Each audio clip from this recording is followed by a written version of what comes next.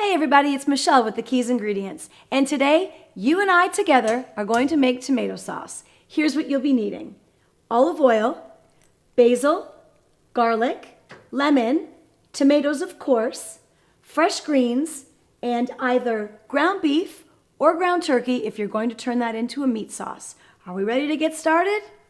Let's go. I feel like I need to tell you that nothing makes my heart sing more than making a fresh batch of tomato sauce.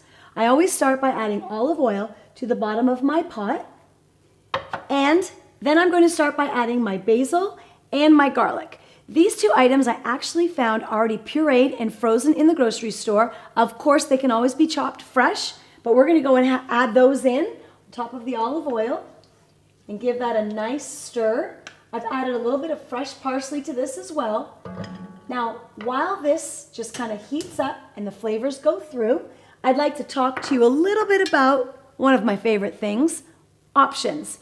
So we've already discussed the basil and the garlic, how it can be purchased many different ways. Fresh lemon is always a great way to cut that acidity and add some alkalinity to your tomato sauce.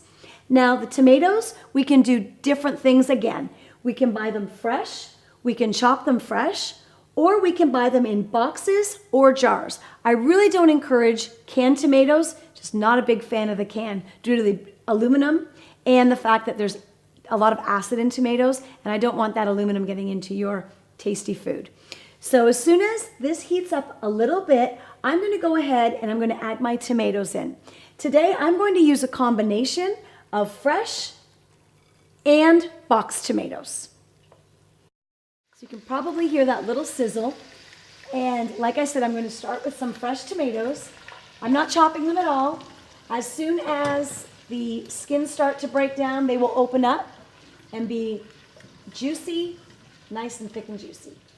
Okay. I'm also going to go ahead and add a couple of boxes. And like I said, you can do this several different ways. You can combine them, you can keep them separate. That's why I love this versatile sauce. Go like this.